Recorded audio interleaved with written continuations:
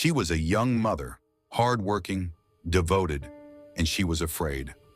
For months, someone had been stalking her, calling her, threatening her. Then one night she vanished. No witnesses, no suspects. 4 years later, her bones were found, burned in the California hills. The killer? He still calls. This is the unsolved case of Dorothy Jane Scott. May 28, 1980. It should have been a normal night. Dorothy Jane Scott, just 32 years old, was a single mother living a quiet life in Stanton, California. That evening, she attended a small employee meeting at work. But when one of her co-workers, Conrad Bostron, fell ill, Dorothy did what she always did. She helped. She and another co-worker, Pam Head, drove Conrad to the UC Irvine Medical Center. They stopped briefly at Dorothy's parents' house so she could check on her 4-year-old son. It was just a spider bite. Conrad would be fine. By 11 p.m., he was discharged. Dorothy offered to bring her car around so he wouldn't have to walk. She walked out alone. Into the night. Minutes passed. No sign of her. Then suddenly, her white Toyota station wagon came speeding toward the hospital entrance. Headlights blazing, too bright to see who was behind the wheel. Dorothy's co-workers waved, confused, alarmed. But the car didn't stop. It veered sharply and disappeared into the dark. They never saw Dorothy again. Hours later, her car was found 10 miles away, burning in an alley. No Dorothy, no driver, just ash. Dorothy Jane Scott wasn't a party girl. She was a devout Christian. Didn't drink, didn't use drugs. She worked hard, raised her son, and preferred quiet nights at home. But for months, Dorothy had been living in fear. A man had been calling her over and over.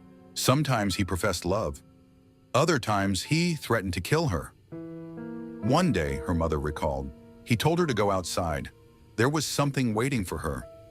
A single dead rose lay on her car. The threats escalated. "I'll get you alone," he warned. "I'll cut you up into bits so no one will ever find you." Terrified, Dorothy considered buying a gun. She began taking karate lessons, but the phone kept ringing, and the voice kept promising one thing: death. At the hospital, Dorothy had been calm. Pam Head said she never left her side, not once, until she went out to get the car.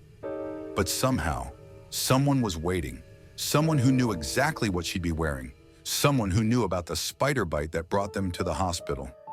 The next morning, that same someone called a local newspaper. "I killed her," the man said. "She was my love. I caught her cheating with another man." He described details never made public. The scarf she wore that night, the spider bite. He knew too much. For 4 long years, Dorothy's family waited. Every Wednesday, the phone would ring. "I've got her. I killed her." The voice taunted her mother again and again. The police tried to trace the calls, but the man never stayed on the line long enough.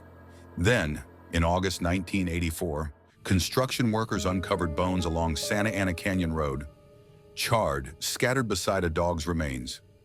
Nearby, a turquoise ring, a watch, stopped at 12:30 a.m., just an hour after Dorothy vanished. Dental records confirmed it. Dorothy Jane Scott had been found, but her killer had not. To this day, no one has been arrested, no one has been charged, and the calls may have come from someone Dorothy knew, someone close.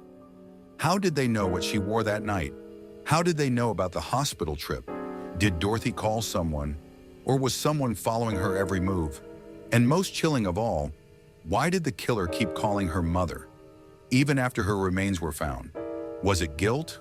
Was it pleasure? Or was it to remind the family that somewhere out there, he was still watching? The case of Dorothy Jane Scott remains open, and her killer remains free. What do you think happened to Dorothy Jane Scott? Was she followed by someone she knew? Or was this the work of a deranged stranger? Leave your theories in the comments below.